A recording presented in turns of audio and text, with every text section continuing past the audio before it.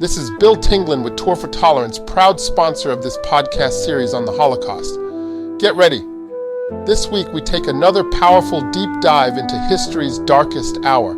Welcome back, everyone, to the Deep Dive. So today we're diving into a topic that you, the listeners, specifically requested, the evolution of concentration camps during World War II. Yeah, you send in chapter 13 from a history book, and I gotta say, it's pretty heavy stuff, but it's also super fascinating and important to understand how these camps went from basically just prisons to the absolute horrific death camps we know them as today, for sure. Absolutely. And, as we go through this, it's important to remember that this is a very sensitive topic.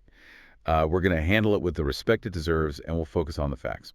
Trying to understand the why and the how behind this horrifying transformation. Definitely. And, one thing that really jumped out at me from the chapter was how Dachau, the very first camp, was originally built to hold a relatively small number of prisoners, which is kind of mind-blowing considering what we know happened later on. It really suggests that the Nazis had a much more sinister plan in mind as time went on. So let's dive into this chapter. Starting with Dachau in 1933. Right. It wasn't built as a death camp, at least not initially. It was meant to detain those who the Nazi regime saw as threats, like German communists, social democrats, and trade unionists. Anyone who opposed the Nazi government, basically. Exactly. But then things started to escalate. The Nazis started targeting more and more groups, Jehovah's Witnesses, Roma, homosexual men, anyone they considered asocial or criminals.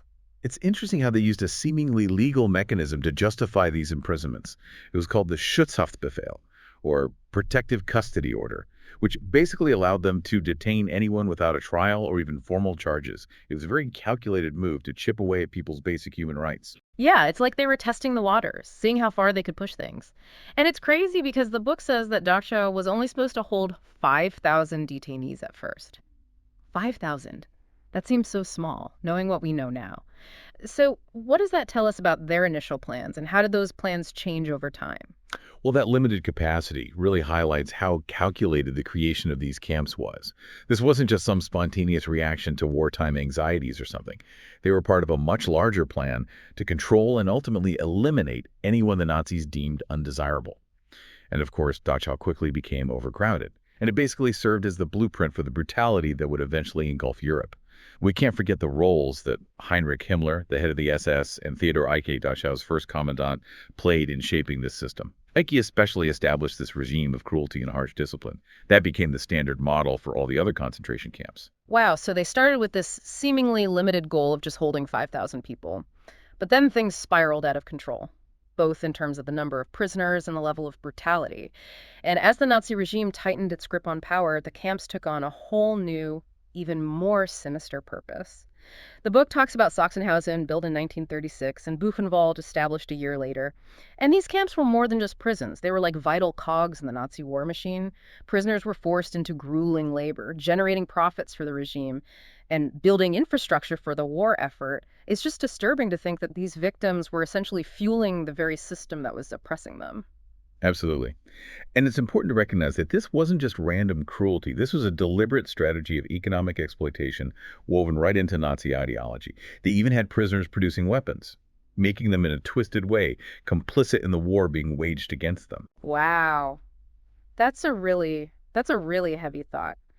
And the book really emphasizes that this economic aspect was crucial for the Nazis. They saw exploiting prisoners as a key part of their plans, not just some unfortunate side effect. Exactly. And this level of calculated exploitation really raises a lot of questions about what some call the banality of evil.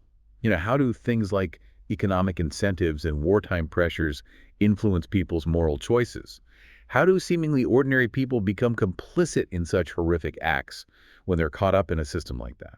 It's definitely unsettling to think about, and as we continue through this chapter, things are going to take an even darker turn, because 1941 marks a truly chilling turning point, with the launch of Operation Reinhard. Operation Reinhard was the systematic extermination of Polish Jews, really a horrifying escalation of the Nazi regime's plans. Right, and that's where Auschwitz, which was established just a year earlier in 1940, really comes into the picture. This chapter talks about how it transformed from just a detention center into like the epicenter of the Holocaust. So what made Auschwitz such a central part of their plan? Well, a few factors. The location, for one. Auschwitz was in Poland, near some major rail lines, so it's easy to get to from all across occupied Europe. made it pretty straightforward to transport huge numbers of people straight to the camp. And the people in charge, like Rudolf Höss, the commandant, and Adolf Eichmann, who was the architect of the whole deportation system. They were really instrumental in turning Auschwitz into, well, the death factory. It's terrifying how organized and efficient they were at that point. And it wasn't just Auschwitz. The chapter also mentions Treblinka, Sobibor, and Belzec.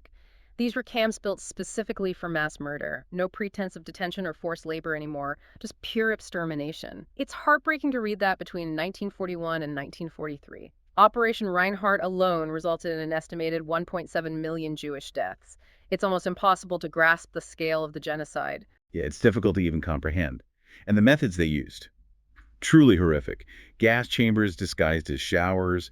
They'd murder thousands at a time using Zyklon B, which was a cyanide-based pesticide. Just a chilling example of the depths of human cruelty, especially when you see it fueled by this kind of ideology and unchecked power. Yeah, reading about those methods is just gut-wrenching. And it's especially sad to learn about the Allied powers' delayed response. The chapter mentions that rumors and reports of the atrocities were reaching the outside world. But there was a lot of disbelief and inaction for far too long. That inaction is a tragic part of this history, and it really raises questions about our collective responsibility. How do we recognize and respond to these early warning signs of human rights abuses? So often it seems like the world just turns a blind eye, until it's almost too late. It really highlights the importance of being vigilant and taking decisive action when we see injustice happening. Couldn't agree more. It's a stark reminder that we all have a role to play in preventing this kind of horror from happening again. The chapter does mention the Nuremberg trials, held after the war, where some of those responsible for the Holocaust were brought to justice. The Nuremberg trials were a landmark event, for sure, a crucial step towards holding perpetrators of war crimes and crimes against humanity accountable. But while justice is important, it can never fully erase the suffering that was inflicted. Millions of lives lost, families torn apart, and the scars of that trauma continue to affect generations. Yeah, trials and convictions, as necessary as they are, can never truly address the immense loss and pain caused by such atrocities. It makes you wonder, what does real accountability actually look like beyond just legal proceedings? How do we as a global community come to terms with the legacy of something like this, and how do we make sure it never happens again? Yeah, that's a question I've been wrestling with. What does real accountability look like after something this horrific? I think education has to be a huge part of it. Like understanding how these camps evolved, seeing how these seemingly small steps toward intolerance and authoritarianism can lead to unimaginable horror. That knowledge is so crucial if we want to prevent this from ever happening again. Absolutely. We have to be vigilant, recognize those warning signs, and challenge prejudice and discrimination wherever we see it. We can't forget that human rights are not a given. They need to be constantly defended.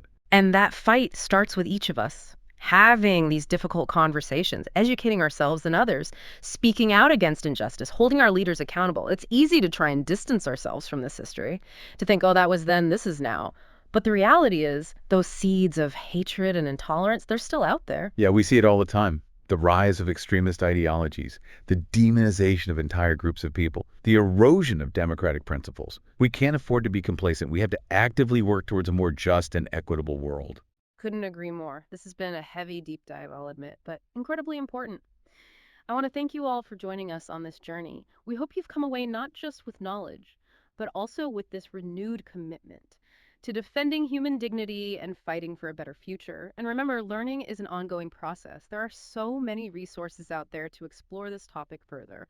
Books, documentaries, museums. We encourage you to keep digging, keep learning, and share what you learn with others. If you have any questions or want to explore those resources further, please don't hesitate to reach out. We're always here to help guide you on your path of discovery. Until next time, keep asking questions, keep learning, and keep fighting for what's right.